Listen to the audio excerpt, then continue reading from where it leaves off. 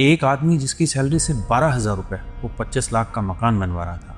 जो पहले ऑटो चलाता था उसके पास 50 करोड़ की प्रॉपर्टी के पेपर्स है, फॉर्च्यूनर है, कैश है, ज्वेलरी मिलने की बातें सामने आ रही हैं। किसी के घर में 36 लाख कैश मिला तो किसी के घर गोबर के ढेरों में 10 लाख रुपए छिपे मिले। अब सवाल यह है कि ये पैसा आया कहाँ से? ये पैसा अयोध्या राम मंदिर के चढ़ावे से आया और इसी चढ़ावे को अंदर बैठे कुछ लोगों ने मिलकर चोरी किया। राम मंदिर में डेली लाखों लोग दर्शन करने आते थे। शुरुआत में ही रोज 8 से 13 लाख रुपए तक चढ़ावा आने लगा था और त्योहारों में यही चढ़ावा 50 से 60 लाख तक पहुंच जाता था। इस पैसे को गिनने के लिए काउंटिंग रूम बने हुए थे, सीसीटीवी लगे, एसबीआई का स्टाफ रखा गया, ऑडिट टीम थी, पूरा सिस्टम सिक्योर देख रहा था।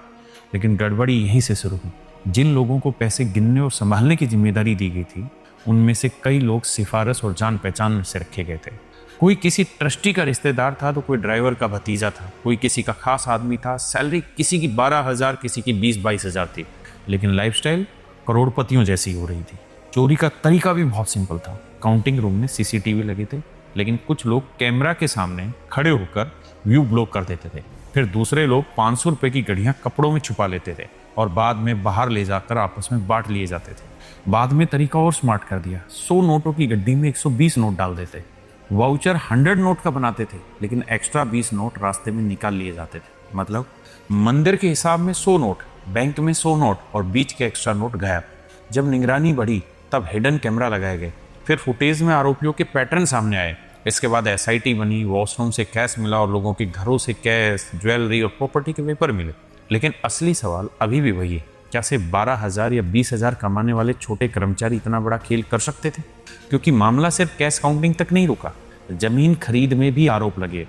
20 लाख रुपए में खरीदी गई जमीन 10 मिनट के अंदर 2.5 करोड़ में ट्रस्ट को बेच दी गई।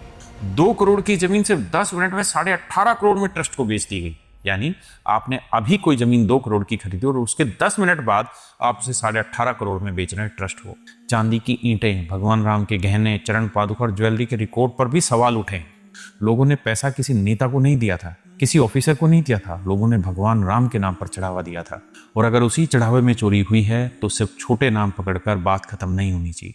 ये पता चलना चाहिए कि इसके पीछे कौन था, किसने इन्हें सिस्टम में बैठाया, किसने रूल फॉलो नहीं होने दिए और किसके भरोसे ये लोग इतना बड़ा खेल खेलते रहे। क्योंकि मंदिर जनता की आस्था से बना है, पैसा जनता का है, इसलिए हिसाब भी जनता के सामने ही आना चाहिए।